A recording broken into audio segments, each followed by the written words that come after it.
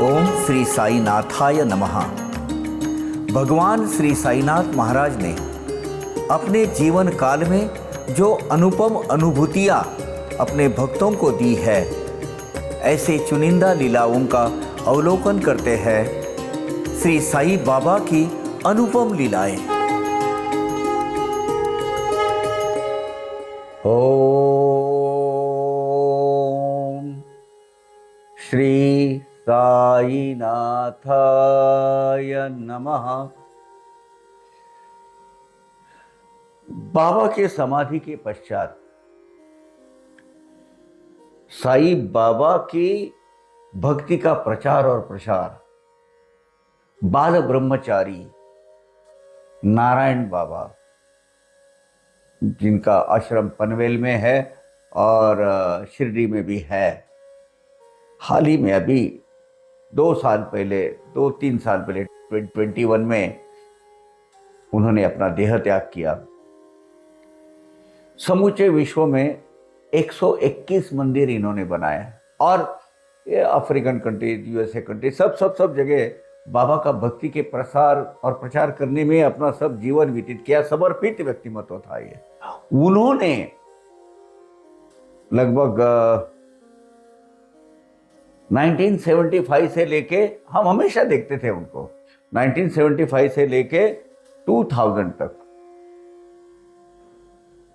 उससे भी आगे हो सकता है, बाबा के कार्यकाल में जो बच्चे थे या उस वक्त अपने इरा के हिसाब से जो लोगों को बाबा का सहवास प्राप्त हुआ था, ऐसे लोगों की मुलाकातें ली है। गत एपिसोड में जो लक्ष्मीबाई का जो खाना बनाने का जो जिक्र किया है, वो नारायण बाबा ने ही उनकी मुलाकात ली थी। हर उत्सव में, वार्षिक यात्रा उत्सव में बाबा हमेशा, नारायण बाबा हमेशा वहाँ आते थे। अब क्योंकि जाने माने व्यक्ति थे, उनका भी अपना एक परिवार था, तो उसमें उनकी संसाधन थे, उनके पास फोटो, वो जो कैमरे, अभी तो ये हर एक के हाथ में कैमरा हो गया, उसको तो नहीं था, तो बड़े वो फोटोग्राफी वाले कैमरे वो लेकर आते थे और वहाँ के सब महती बताते थे। और वहाँ उस वक्त बाबा के सानिध्य में जो लोग आए हैं उनकी मुलाकात लेते थे। लक्ष्मीबाई शिंदे, बाळाजी पिलाजी गुरव, निवृत्ती हनुमंत गोंडकर, बाबा साहेब चोपदार, उद्धव देशपांडे, बहुत सारे ऐसे लोग थे जो मतलब उनको मिलते थे, उनकी मुलाकात लेते थे। उन्होंने एक किताब छापी हुई है, वो मतलब प्रश्नोत्तर की है, मतलब जो सब नारायण बाबा सवाल पूछते गए और जवाब देते गए। उसमें एक बहुत ही मतलब ये आंखों देखा हाल उन्होंने बयां किया हुआ है। बहुत ही आला दर्जे की उत्कृष्ट ऐसी 2-3 लीलाएं मैं आपको बाबा की बताऊं, जो बाबा ने 11 वचनों में बोला है। नित्यमी जीवंत जाना हेची सत्य, नित्य घ्या प्रचित अनुभवे।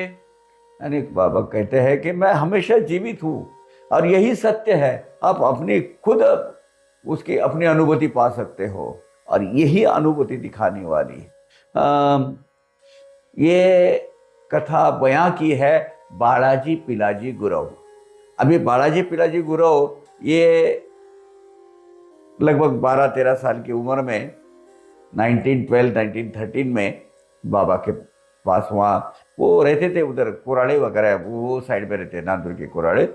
बाबा ने उनको वहाँ बुलाया था क्योंकि ये पिता पुत्र पिलाजी गुरव शहनाई वादन करते थे। और ये जो है शहनाई के साथ दूसरा एक वाद्य होता है, चौगड़ा बोलते हैं उसको, वो चौगड़ा बजाने का काम ही बाळाजी करते थे। ये पिता पुत्र बाबा की सेवा में हमेशा वहाँ रहते थे। तो उन्होंने अपनी आप बीती बताई है, हमने क्या क्या अनुभूति पाई, तो तब उन्होंने 2-3 अनुभूतियाँ दी है। उसका सही में अर्थ समझ में, मतलब ऐसे क्यों कैसे होता था। बाबा आज भी जीवित है, मुझे सदा जीवित भी ही मानो, और मेरी हड्डियां भी मेरी तुरबत में से आपके साथ बात करेगी, आपकी मेरी समाधि से आपके साथ बात करेगी। यानी मैं गया नहीं हूं, आज भी हूं। इसके उदाहरण यहाँ है। समाधि के बाद ये जो लोग हैं, तात्या, श्यामा वगैरह, ये सब वहां बूटीवाड़े में ही सोते थे। ऊपर जो पीछे वहां अभिषेक अभिषेक करने का कक्ष वहां पीछे रहता था, वहां सोते थे। वहां एक बार ऐसा हुआ कि समाधि के बाद जो चैत्र महीना आ गया, वहां से समाधि से हमेशा पानी निकलता था, पूरा फुल पानी निकलता था। सवेरे वो सब लिपा पोछी करके फिर से पानी पोछ के सब निकाल देते थे, रात को सब निकाल देते, सवेरे देखा तो और पानी। 3 साल तक ये सिलसिला चलते रहा। उसके बाद अचानक वो पानी गायब हो गया। तो जमीन के सतह के नीचे जो जगह थी वह पानी से भरी जाती थी। हालांकि वहां पूरी तरह का ये जो मेंटेनेंस था वो सब हुआ था, लेकिन वो पानी निकलता था बाबा की समाधि के लिए। अब बाबा कैसे, मतलब क्या क्या लीला दिखाते, उसमें से 2 बहुत उत्कृष्ट लीला हम अभी आपको बताते हैं, जो मतलब हिल जाता है आदमी। अभी शेजारती जब होती है तो शेजारती के पश्चात वो मच्छरदानी होती है ना, वो मच्छरदानी लगाई जाती है, वो नेस्ट बाजू में, मॉस्किटो नहीं आए। बाबा हमारी आज भी हमारी भावना है कि बाबा नित्य जीवंत है, आज भी जीवित है, वहाँ है, तो उनको मच्छर वगैरह न काटे, इसके लिए वो समाधि के इर्द गिर्द मच्छरदानी लगाई जाती है। और आरती में कहा जाता है, अभी आप सोइए महाराज, कल हम सवेरे फिर आपको कष्ट देने के लिए हम हाजिर हो जाएंगे, क्योंकि आपके सिवा हमारा कौन है। ऐसी एक आरती कही जाती है, अभंग कहा जाता है, और उसके बाद वो सिद्ध आरती संपन्न होती है, मंदिर बंद हो जाता है। तो तात्या उधर थे उस वक्त की बात। तो तात्या को कुछ दवाइयाँ बोली गई थी, आयुर्वेदिक दवाइयाँ वगैरह। तो वो दवाइयाँ, अंजीर होता है ना, अंजीर, वो अंजीर में लेने की बात थी। मतलब अंजीर वो दवा के अंदर मिक्स करके लेने की बात है। उस वक्त अंजीर बहुत मिलते थे। आज भी शिरडी के इर्द गिर्द बहुत अंजीरों की बगीचे है, वहाँ मिल जाते हैं। तो एक दिन लेकिन ऐसा हुआ कि कई भागदौड़ में दिन की व्यस्तता के कारण वो अंजीर लेना रह गया। आप बोले यार आ जाओ, ये कल सवेरे सवेरे मुझे वो दवा लेनी होती है और अंजीर का पता नहीं है, क्या करेंगे, अंजीर कैसे मिलेंगे। तात्या घबरा बोले सवेरे सवेरे में जाके किसी बगीचे में से लेके आएंगे, चिंता नहीं कर। ऐसा करके रात को उधर ही ऊपर, मतलब सीढ़ियाँ ऊपर जाके पीछे जो रहता है, मतलब आज की बाबा की समाधि है, समाधि के उधर वो साइड में ऊपर जाके सोते थे। वो सवेरे जब वो काकड़ आरती होती थी, काकड़ आरती के लिए वो जो जब खोलने गए मच्छरदानी, बाबा की समाधि के ऊपर 8 से 10 अंजीर पड़े हुए थे। अब रात को जब बंद किया तो पूरा साफ किया जाता है, क्लीन किया जाता है, मच्छरदानी लगाई जाती है, बाबा को शांति से वहाँ नींद आवे, इसलिए वो पर ब्रह्म है, उसकी कहीं नींद निकली कि नहीं, हमारी तसल्ली के लिए हम करते हैं। तो वो देखा तो अंजीर सब हक्के बक्के रह गए। मतलब अरे दरवाजा बाहर बंद है, अभी खोला ही नहीं है, हमारी अंदर की सब तैयारियां चालू है, लोग आने का, बाहर से कोई आने का चांस ही नहीं है। क्यों? क्योंकि मंदिर के दरवाजे अभी खुले ही नहीं है, हम ऊपर के अपने जितने सेवक लोग हैं उतने ही है, हम ही वहां बैठे हैं बाहर के, तो ये अंजीर आए कहां से।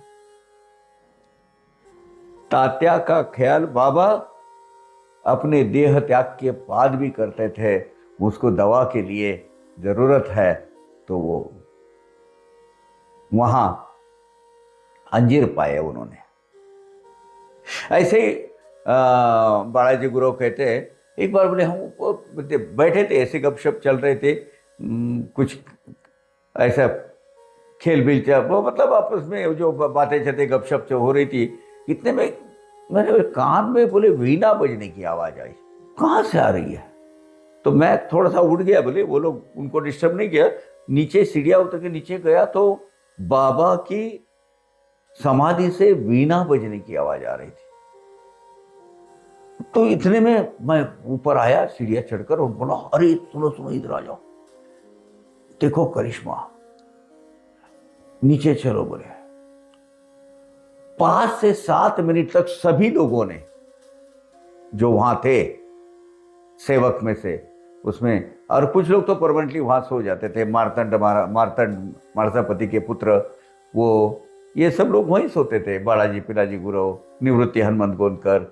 देखा तो बाबा को संगीत, और वो भी वीणा, ब्रह्म वीणा, उसका आवाज ऐसे गूंज रहा है,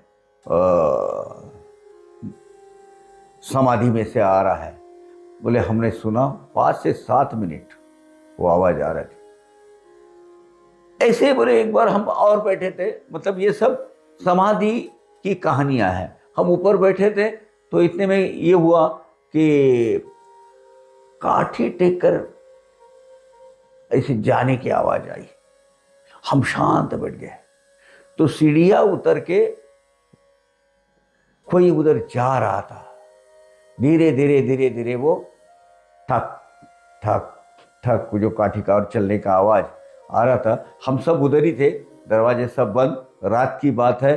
ज़्यादातर ये बोले हमको अनुभूतियाँ ब्रह्म मोड पे आती थी। और वहाँ बाबा के वहाँ, मतलब वहाँ जो उनका अस्तित्व है, वो अस्तित्व की पहचानत उन्हें उस वक्त भी होती थी। आज भी हर एक साई भक्तों को सच्चे दिल से अगर वहाँ जाते हैं तो बाबा दिख रहे हैं। अभी भी तो एक मेरे ख्याल से 7-8 साल पहले बाबा द्वारका में प्रकट हुए थे। बोलो स्टैम्पेड होने की बात आ गई थी, इतने लोग, भीड़ जमा हो गई थी, क्योंकि जहाँ वो निम्बर है, वो निम्बर में ही बाबा की तस्वीर सबको दिखाई देने लगी थी। मैं हमेशा जीवित हूँ, यही सत्य है और यही मेरी पहचान है। सच्चिदानंद सदगुरु साईनाथ महाराज की जय। है ना, वो तो उम्दी लीला, उम्दा एकदम, इतना कि इतनी आला दर्जे की कि देखो तात्या के लिए अपने प्राण त्याग कर दिए, ऐसी मतलब ऐसी मान्यता है वहां। और अपने प्राण जाने के बावजूद भी तात्या का ख्याल, वो बराबर से दवा लेता है नहीं लेता है, ये भी ख्याल बाबा रखते थे।